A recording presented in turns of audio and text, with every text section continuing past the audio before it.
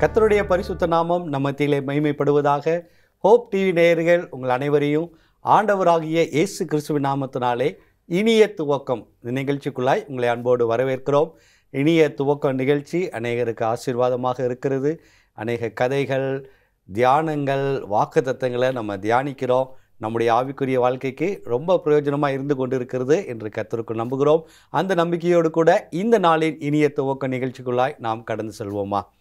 இனிய துவக்க நிகழ்ச்சியில் தொடர்ந்து அநேக காரியங்களை நம்ம தியானிக்கிறோம்.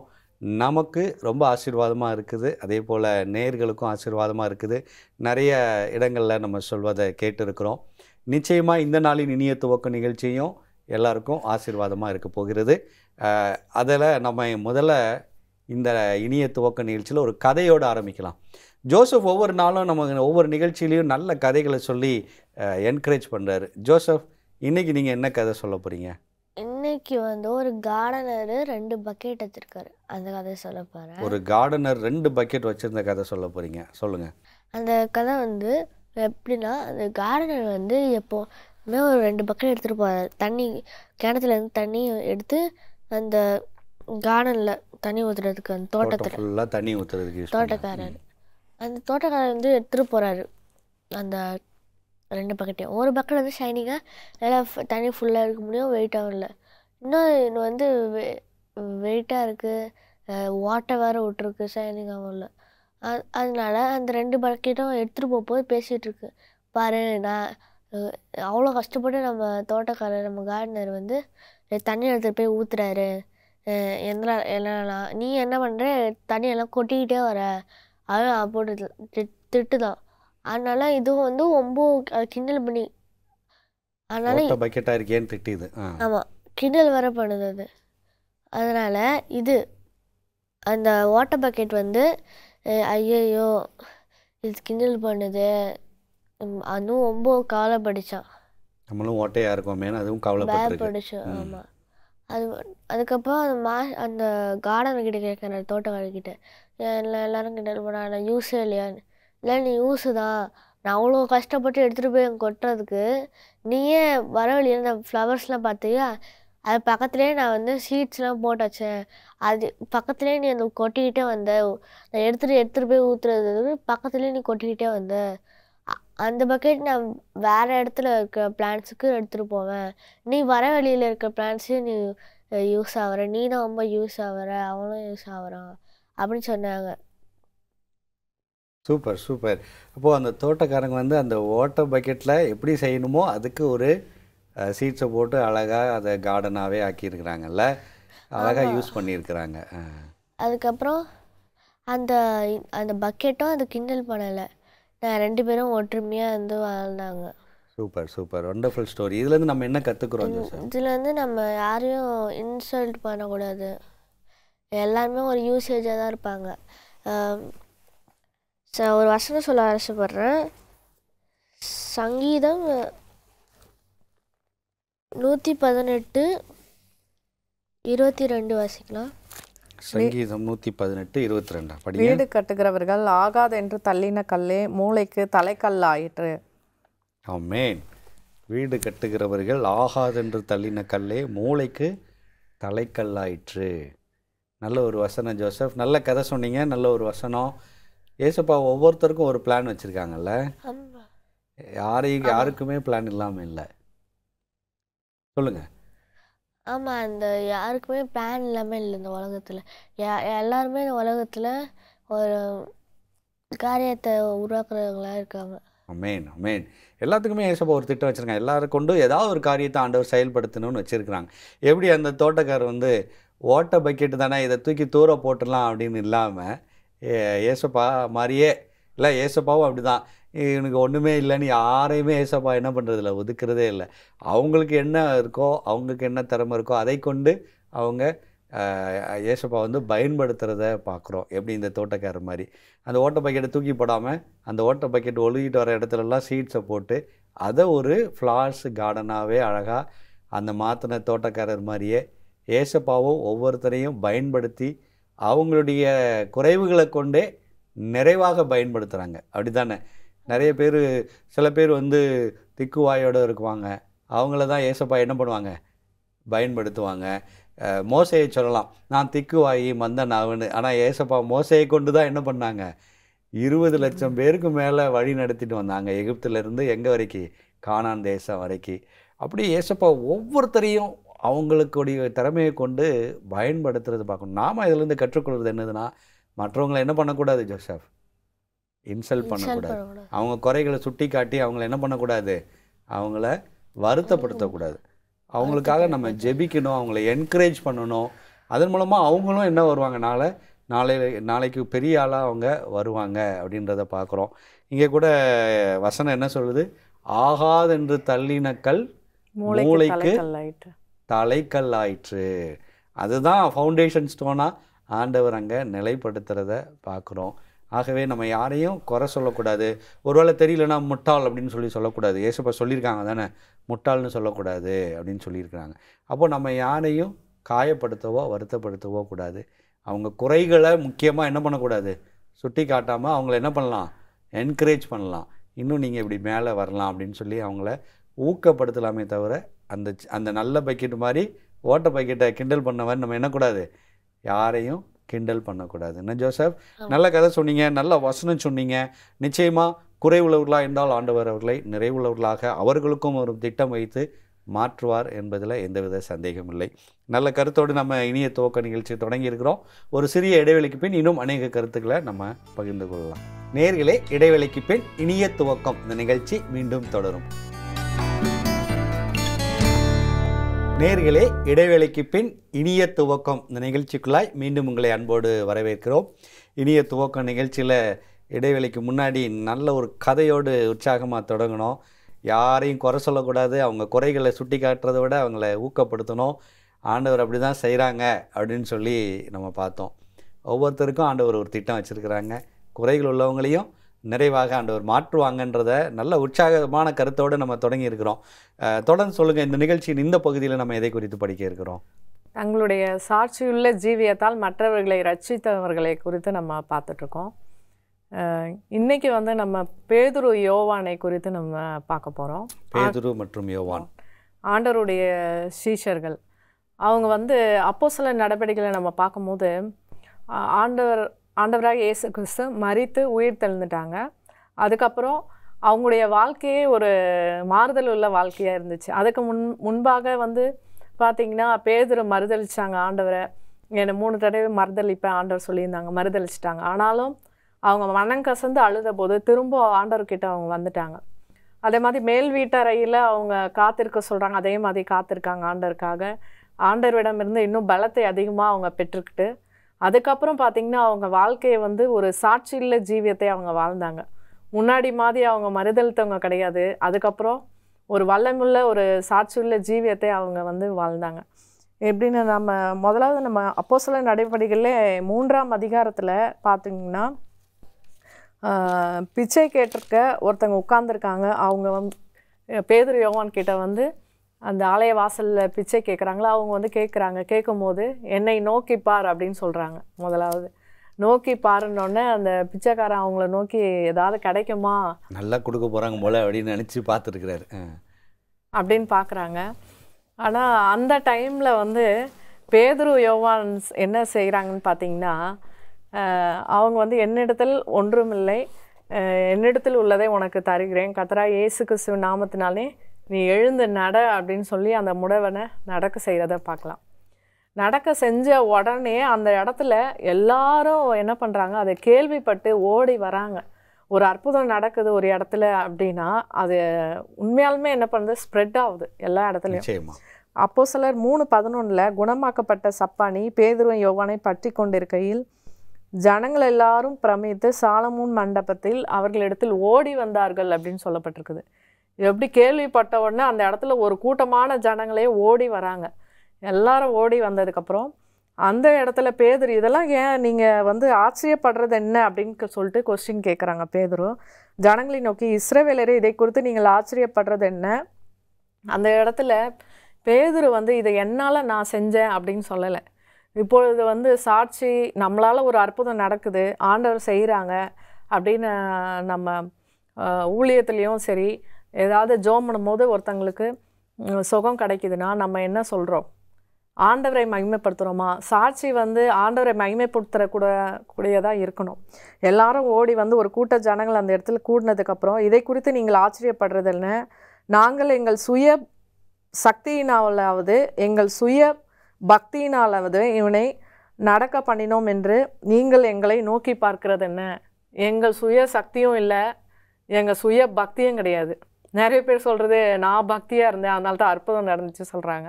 அப்படி கிடையாது. நம்ம சுய பக்தியும் கிடையாது, நம்ம சுய சக்தியும் இல்லை. இது ஆண்டவர் தான் இந்த இடத்துல அற்புதம் பண்ணியிருக்காங்க அப்படின்னு சொல்லி பேதுரு வந்து அந்த இடத்துல சாட்சியாய் பேதுரும் யோவானும் அறிவிக்கிறாங்க. அதனால தான் அந்த அதிகாரத்திலே அவங்க வந்து அந்த வசனத்தை அப்போஸ்தலர் 4:4 நம்ம வாசிக்கும்போது, அப்போஸ்தலர் 4:4 வசனத்தை கேட்டவர்களில் அநேகர் விசுவாசித்தார்கள், அவர்களின் தொகை ஏறக்குறைய 5000 பேராக இருந்தது. முதலாவது பேதுரு பிரசங்கத்தை கேட்டவர்கள் 3000 பேர் ரட்சிக்கப்படுறாங்க. இந்த இடத்துல அந்த சம்பவத்தில் அங்கே கூடி இருந்தவங்க எத்தனை பேர்? 5000 பேர். அவங்க என்ன பண்ணுறாங்க? ஆண்டவரை வந்து விசுவாசித்தார்கள்னு சொல்லப்பட்டிருக்குது.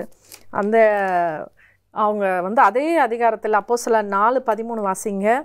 அப்போஸ்தலர் 4:13 பேதுருவும் யோவானும் பேசுகிற தைரியத்தை அவர்கள் கண்டு அவர்கள் படிப்பறியாதவர்கள் என்றும் பேதமையுள்ளவர்கள் என்றும் அறிந்தபடியினால் ஆச்சரியப்பட்டு அவர்கள் இயேசுவுடனே கூட இருந்தவர்கள் என்றும் அறிந்து கொண்டார்கள்.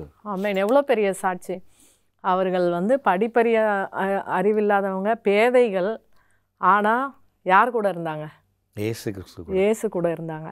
நம்ம ஏசப்பா கூட இருந்தோன்னா, நம்ம படிப்பறிவே இல்லை, ஞானமே இல்லைனாலும் நம்மளை ஒரு எடுத்து ஆண்டவர் என்ன பண்ணுவாங்க? பயன்படுத்துவாங்க. அந்த இடத்துலையும் பேதுருவும் சொல்கிறத பார்க்கலாம், என் சுய பக்தியினாலும் செய்யலை, என் சுய சக்தியினாலும் செய்யலை, இந்த அற்புதத்தை ஆண்டவரே செஞ்சார் அப்படின்னு ஆண்டவரை தூக்கி சாட்சியாய் நிறுத்தும் போது அந்த இடத்துல 5000 பேர் விசுவாசித்து என்ன பண்ணுறாங்க? ரட்சிக்கப்படுறாங்க. அப்போது நம்மளுடைய ஊழியத்தில் நம்ம யாரை நிறுத்துகிறோம்? ஆண்டவரை பக்கத்தில் வச்சுக்கிட்டோமா? நம்மளுக்கு ஞானம் இல்லை, கல்வி இல்லை, அறிவு இல்லைனாலும் நம்ம இயேசு கூட இருந்தானா நம்ம என்ன பண்ணலாம்? அற்புதங்களை ஆண்டவருடைய நாமத்தினால என்ன பண்ணலாம்? செய்யலாம். அப்போது நம்ம சுய பக்தியும் கிடையாது, சுய சக்தியும் கிடையாது. இது ஆண்டவர் தான் செய்கிறாங்க. நம்ம முழுமையாக நம்மளை தாழ்த்தி நம்ம அர்ப்பணிக்கும் போது அந்த இடத்துல ஒரு சாட்சியின் ஜீவியம் வந்து வெளிப்படுது. அப்போது இவங்க முழுசாக இவங்கள தாழ்த்தி இவங்களுக்குள்ளே இருக்க ஆண்டவர் தான் பேசுகிறாரு, இவங்களுக்கு படிப்பறிவே கிடையாது, அப்போது இயேசு கிறிஸ்து தான் இவங்களுக்கு உள்ளேருந்து பேசுகிறாரு அப்படின்னு சொல்லி எல்லா ஜனங்களும் கேட்டு அந்த இடத்துல 5000 பேர் ரட்சிக்கப்படுறாங்க, ஞானஸ்தானம் எடுக்கிறாங்க. அப்போது நம்மளுடைய சாட்சியின் ஜீவியம் மூலமாகவும் நம்ம வந்து நம்முடைய பழைய கேரக்டர் ரட்சிக்கப்படுறதுக்கு முன்னாடி என்ன கேரக்டர் இருந்துச்சு அதை நிறைய பேர் பார்ப்பாங்க. அவங்க எவ்வளோ பயந்த சுபாவமாக இருந்தாங்க, இவங்கெல்லாம் இப்படி பேச மாட்டாங்களே, இப்படி பைபிள்லாம் எடுத்து சம்பவங்கள் எடுத்துலாம் பேச அவங்களுக்கு தெரியாது. அல்லது ஒரு அட்வைஸ் நம்ம ஒருத்தங்களுக்கு கொடுக்கும் போதும் இவங்க இப்போ இவ்வளோ மாறி இருக்காங்க, இப்படி அட்வைஸ் பண்ணுற அளவுக்கு மாறி இருக்காங்க, இவங்களுக்கு இவ்வளோ தெளிவான மைண்டு எப்படி வந்துச்சு, அந்த மாதிரி நிறைய பேர் நம்மளை குறித்து ஆச்சரியப்படுவாங்க. நம்ம ரட்சிக்கப்படுவதற்கு முன்பாக இருக்கிற லைஃபுக்கும் ரட்சிக்கப்பட்டதுக்கப்புறம் பின்னாடி இருக்க லைஃபுக்கும் ஒரு டிஃப்ரெண்ட் வந்து நம்ம எப்போவுமே அது நம்மக்கிட்ட இருக்கணும். ஏன்னா முந்தைய வாழ்க்கை பாவமான வாழ்க்கை, இப்போ வந்து இயேசு கிறிஸ்து நமக்குள்ளே இருக்கிற மாதிரி இருக்கிற வாழ்க்கை வந்து பரிசுத்தமான வாழ்க்கை. அது மற்றவர்களுக்கு சாட்சியாய் அந்த வாழ்க்கையின் மூலமாக நம்ம என்ன பண்ணோம்? ஆண்டவருடைய சுவிசேஷத்தை அறிவிக்க வேண்டும். ரொம்ப அழகான கருத்து சொன்னீங்க. அதாவது நம்முடைய வாழ்க்கை, ஆவிக்குரிய வாழ்க்கை எந்த அளவுக்கு இருக்குதோ அதை பார்க்குறவங்க நிச்சயமாக ஆண்டவரை பார்ப்பாங்க, அந்த வல்லமையை பார்ப்பாங்க அப்படின்றத பேதுரு யோவான்கிட்ட இருந்து கற்றுக்கொள்கிறோம். பேதுரு படிப்பில்லாதவராக இருந்தாலும் ஆண்டவர் கூட இருந்ததுனால அப்போ அவர் தான் உண்மையான தேவன் அப்படின்றத அவங்க கண்டு கொண்டாங்க அப்படின்றதையும் பார்க்குறோம். நிறைய கருத்துக்களை நம்ம தொடர்ந்து இதை குறித்து படிக்கலாம். ஒரு சிறிய இடைவேளைக்கு பின் நேயர்களே, ஒரு சிறிய இடைவேளைக்கு பின் இனிய துவக்கம் இந்த நிகழ்ச்சி மீண்டும் தொடரும். நேயர்களே, இடைவேளைக்கு பின் இனிய துவக்கம் இந்த நிகழ்ச்சிக்குள்ளாய் உங்களை அன்போடு வரவேற்கிறோம். இனிய துவக்கம் நிகழ்ச்சியில் இடைவேளைக்கு முன்னாடி பேதுருவும் யோவானும் எப்படி சாட்சியுள்ள ஜீவியத்தால் 5000 பேரை விசுவாசிகளாக்குனாங்கன்னு சொல்லி நம்ம பார்த்தோம். அதுக்கு மேலே நிறைய பேரை விசுவாசிகளாக்குறாங்க நம்முடைய சாட்சியின் ஜீவியத்தால். தொடர்ந்து சொல்லுங்கள், அதை பற்றி கேட்போம். இப்பொழுதும் நம்ம ஊழியம் செஞ்சிட்ருக்கோம். இன்னும் நிறைய ஊழியக்காரங்களும் எழும்பிட்டுருக்காங்க. இந்த இடத்துல பேதுரு வந்து சொல்கிறாங்க, எங்கள் சுய பக்தியினாலும் சுய சக்தியினாலும் நாங்கள் இதை செய்யலைன்னு உடனே சொல்கிறாங்க அவங்க ஆச்சரியப்படும் போது. இப்போ வந்து ஏதாவது அற்புதம் நடந்தாலே நம்ம ஆச்சரியப்படணும், முன்னாடி வந்து நம்மளை வந்து தூக்கி வைக்கணும், நம்ம பேரை சொல்லணும் அப்படின்னு சொல்லிட்டு இந்த அற்புதம் நடந்துச்சு அப்படின்னு சொல்லிட்டு ரொம்ப பப்ளிசிட்டி பண்ணுறதுனாலேயே நிறைய பேர் ரட்சிக்கப்படாமல் இருக்காங்க, இன்னுமே ஆண்டவருக்குள்ளே வராமையே இருக்கிறாங்க. நம்ம அப்படி அற்புதம் நம்மளால் நடந்தால் கூட நம்ம அதை வந்து தாழ்மையாக இது ஆண்டவர் தான் செஞ்சாங்க, இது என்னுடைய சுய சக்தியினால் இல்லை, சுய பக்தியினால் இல்லை அப்படின்னு நம்ம தாழ்மையாக இருக்கும் பொழுது, அதே மாதிரி பேதுரு அப்போ இயேசு கிறிஸ்து வந்து நேற்றும் என்றும் என்றும் மாறாதவரை தான் இருக்காங்க. அப்போ வந்து நல்ல ஒரு அற்புதங்கள் 5000 பேர் விசுவாசித்தாங்க, ரட்சிக்கப்பட்டாங்க, ஞானஸ்நானம் எடுத்தாங்க. அதே மாதிரி இந்த காலகட்டத்திலையும் அதே மாதிரி ஊழியக்காரங்கள் வந்து தாழ்மையாக இருந்தாங்கன்னா கண்டிப்பாக என் சுய பக்தி கிடையாது, சுய சக்தி கிடையாது, ஆண்டவரே அப்படின்னு உயர்த்தி வைக்கும்பொழுது அதே மாதிரி அற்புதங்களையும் அடையாளங்களையும் ஆண்டவர் கண்டிப்பாக செய்வார். இன்னைக்கு நிச்சயமாக செய்வார் அப்படின்றது. இயேசு கிறிஸ்துவே அற்புதம் செய்யும்போது குஷ்டரோகிட்ட என்ன சொல்லி அனுப்புகிறாரு, அப்பா உன் ஆசாரியன்ட்ட போய் காட்டு, ஆனால் என்ன பண்ணாத, போய் யார்ட்டையும் வெளிப்படுத்தாத அப்படின்னு தான் சொல்கிறார். ஆனால் இன்றைக்கி அற்புதங்கள் நடந்துருச்சுன்னா அதுக்கு ஒரு பெரிய ஒரு விளம்பரம், டிவி நிகழ்ச்சி அப்படி இப்படின்னு போயிடுறாங்க. அற்புதம் ஆண்டவர் செஞ்சார்னு சாட்சியாக சொல்கிறது வேறு, இது எங்கள் நிகழ்ச்சிக்கு வந்தால் எங்கள் சர்ச்சுக்கு வந்தால் அற்புதம் செய்கிறதுன்னு வேறு. அது பெருமைப்படுத்தக்கூடிய காரியத்துக்கு போயிடுது. தாழ்மையோடு பேதுரு யோவானை போல் இது அவர் செய்கிறதுங்க, நாங்கள் ஒன்றும் இல்லைங்க அப்படின்னு சொல்லும் போது அது ஆண்டவருக்கு மகிமை செலுத்துறதாக இருக்கிறது. இன்னும் அநேகர் விசுவாசத்துக்குள்ளே வருவாங்க அப்படின்றதையும் நம்ம பார்க்கலாம். அதுவும் ஒரு சாட்சியாக பார்க்குறாங்க. இப்போ அந்த மாதிரி சம்பவங்கள் பார்க்கும்போது நிறைய கிறிஸ்தவர்கள் வந்து நிதானிச்சு அறிஞ்சிடாங்க, இவங்க சாட்சியில் ஜீவன் இல்லையே அப்படின்னு நிறைய பேர் சொல்கிறாங்க. சில பேர் தான் என்ன பண்ணுறாங்க, அப்படியே பார்த்த உடனே பகட்டாக இருந்தோடனே சில பேர் போயிடுறாங்க. சில பேர் இதில் இது அப்படி கிடையாது அப்படின்னு நிதானிச்சுக்கிறாங்க. சாட்சியில் ஜீவன்றது மற்ற ஆத்துமாக்களை ஆதாயப்படுத்துறது ரொம்ப அவசியம். நிச்சயமாக அதுவும் இந்த கடைசி காலங்களில் ஆண்டவர் ஆவி ஊற்றும் பொழுது இன்னும் அநேக அற்புதங்கள் நடக்கும். இப்போ நம்ம அந்த சாட்சியின் ஜீவியத்தால் அப்படின்னு சொல்லி நம்ம பார்க்குறோம். கர்த்தருக்கு சோதரம், நல்ல ஒரு தியானத்தை நம்ம படித்தோம்.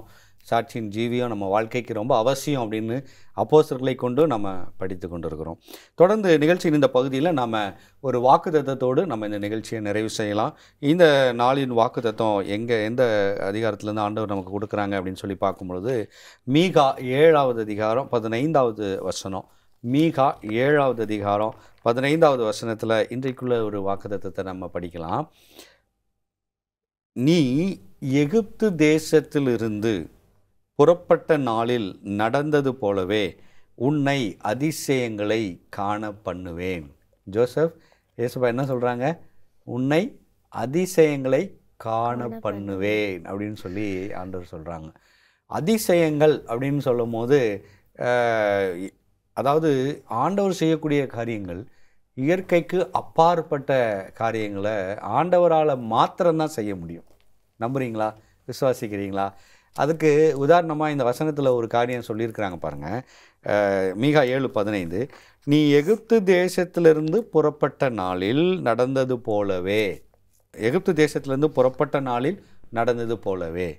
அப்போது எகிப்து தேசத்துலேருந்து புறப்பட்ட நாளில் ஆண்டவர் என்ன அற்புதம் செஞ்சாங்க அப்படின்னு பார்க்கும் பொழுது, அவங்க என்ன எகிப்துலேருந்து புறப்பட்டு வெளியே வராங்க, அங்கே வனாந்திரம் வழியாக அப்படியே போகிறாங்க. வனாந்திரம்னா தெரியும், எல்லா இடமும் சுற்றி மண்ணு தான், எங்கே போகிறதுன்னு தெரியாது இல்லையா? ஆனால் அவங்க வந்து நிற்கிற இடம் எங்கே, செங்கடலுக்கு பக்கத்தில் நிற்கிறாங்க. கடலுக்குள்ளே நடந்து போக முடியுமா ஜோசப்? நிச்சயமாக நடந்து போக முடியாது. இந்த பக்கம் வனாந்திரம், எதிரிகள் பின்னாடி தொடர்ந்து வராங்க. என்ன செய்கிறதுன்னு தெரியாத நேரத்தில் ஆண்டவர் என்ன பண்ணாங்க, ஒரு இயற்கைக்கு அப்பாற்பட்ட ஒரு காரியத்தை செய்கிறாங்க. செங்கடலை 2ஆக பிளந்து அவங்கள அந்த செங்கடல் வழியாக நடத்தி அந்த பகுதிக்கு கூட்டிகிட்டு போகிறாங்க. இது யாரால் செய்ய முடியும்? ஏசப்பாவால் மாத்திரம்தான் செய்ய முடியும். அங்கே ஏசப்பா அந்த அற்புதத்தை செய்து இஸ்ரவேல் ஜனங்களை நடத்தினது போலவே நான் உங்களை என்ன பண்ணுவேன்னா அதிசயங்களை காண பண்ணுவேன் அப்படின்னு ஆண்டவர் சொல்கிறாங்க. இன்றைக்கு நம்மக்கிட்ட ஆண்டவர் பேசுகிறாங்க, உன்னை அதிசயங்களை காண பண்ணுவேன். ஒருவேளை நம்ம எதிர்பார்த்து கொண்டிருக்கிற காரியம் நடக்கலை அப்படின்னு சொன்னால் இன்றைக்கு நம்மோடு கூட ஆண்டவர் பேசுகிறாங்க, உன்னை அதிசயங்களை காண பண்ணுவேன். இன்றைக்கி நேயர்கள் யாராவது இந்த காரியத்துக்காக நான் ஜெபிக்கிறேனே, இந்த அற்புதம் நடக்க மாட்டேங்குதே, இந்த அதிசயம் எனக்கு நடக்க மாட்டேங்குதே அப்படின்னு எதிர்பார்த்து காத்துக்கிட்டு இருந்தாங்கன்னா இன்றைக்கி ஆண்டவர் சொல்கிறாங்க, உன்னை அதிசயங்களை காண பண்ணுவேன். நிறைய நேரத்தில் நம்ம என்ன பண்ணிடுறோம், ஆண்டவர் எனக்கு இது செய்யலை அது செய்யலை அப்படின்னு சொல்லிக்கிட்டே தான் இருக்கிறோம். ஆனால் இதை செஞ்சார் ஆண்டவர் அப்படின்றத நினைக்கணும். இங்கே எகிப்து தேசத்துலேருந்து நீ புறப்பட்ட நாளன் என்ன செஞ்சனோ அதே மாதிரி அதிசயங்களை நான் என்ன பண்ணுவேன், காணப்படுவேன். அப்படி வாழ்க்கையின் பக்கங்களை திருப்பி பார்க்கும் பொழுது ஆரம்பத்தில் ஆண்டவர் எவ்வளோ காரியங்கள் நம்ம செஞ்சுருப்பாங்க. அந்த அற்புதங்களால் நினைச்சு ஆண்டவரை நன்றி சொல்லிக்கிட்டே வந்தோன்னா அதை காட்டிலும் மேலான அதிசயங்களை தேவன் காண பண்ணுவார் அப்படின்னு சொல்லி பார்க்குறோம். அதிசயங்களை செய்யக்கூடியவர் அவர் மாத்திரமே. சங்கீதக்காரன் கூட சொல்கிறாரு, நீங்கள் தான் அதிசயங்களை செய்கிற தேவன், உங்களை தான் நான் நம்புவேன் அப்படின்னு சொல்கிறார். ஆண்டவரை தொடர்ந்து நாம் நம்பும் பொழுது நம்முடைய வாழ்க்கையிலையும் இன்றைக்கு அதிசயங்களை காண பண்ணுவார். விசுவாசிக்கிறீங்களா? ஆமென். ஆமென். கர்த்தருக்கு ஸ்தோத்திரம். நம்ம ஒரு ஜெபத்தோடு இந்த நாளின் நிகழ்ச்சியை நிறைவு செய்யலாமா? எங்கள் அன்புள்ள ஆண்டவரே, அருமையான உம்முடைய வாக்குத்தத்தத்துக்காக நன்றி ஆண்டவரே. நீர் எங்களுக்கு அழகாக கற்றுக் கொடுத்தீங்க. சாட்சியுள்ள ஜீவியம் ரொம்ப முக்கியம். யாரையும் நாங்கள் ஆகாது என்று தள்ளிடக்கூடாது ஆண்டவரே. நல்ல பாடங்களை எங்களுக்கு கற்றுக் கொடுத்ததுக்காக நன்றி செலுத்துகிறோம். இதை பார்த்து கொண்டிருக்கிற ஒவ்வொருவர் நேருடைய வாழ்க்கையிலும் அதிசயங்களை இன்றைக்கே நீர் காண பண்ணும்படியாய் இயேசுவின் மூலம் ஜெபிக்கிறோம் எங்கள் ஜீவனுள்ள நல்ல பிதாவே. ஆமென். ஆமென். இந்த நாளின் நிகழ்ச்சி நமக்கு ரொம்ப பிரயோஜனமாக இருந்தது. நம்முடைய ஆவிக்குரிய வாழ்க்கைக்கு நிறைய நாம் சாட்சியுள்ள ஜீவியம் வாழணும் அப்படின்றத கற்றுக்கிட்டோம். நல்ல கதையிலிருந்து நல்ல பாடத்தையும் நம்ம கற்றுக்கொண்டோம். தொடர்ந்து இந்த நிகழ்ச்சியில் நீங்கள் கலந்து கொள்வதற்கு மிக்க நன்றி. கர்த்தர் உங்களை ஆசீர்வதிப்பாராக. நேயர்களே, இந்த நாளின் இனிய துவக்கம் நிகழ்ச்சியில் வந்த கதை, தியானம் மற்றும் வாக்குத்தத்தம் உங்களுக்கு ஆசீர்வாதமாக இருந்திருக்கும் என்று கர்த்தருக்குள் நம்புகிறோம். மீண்டும் மற்றொரு இனிய துவக்கம் நிகழ்ச்சியில் உங்களை சந்திக்கிறோம். அதுவரை தேவன் உங்களை ஆசீர்வதிப்பாராக. ஆமென்.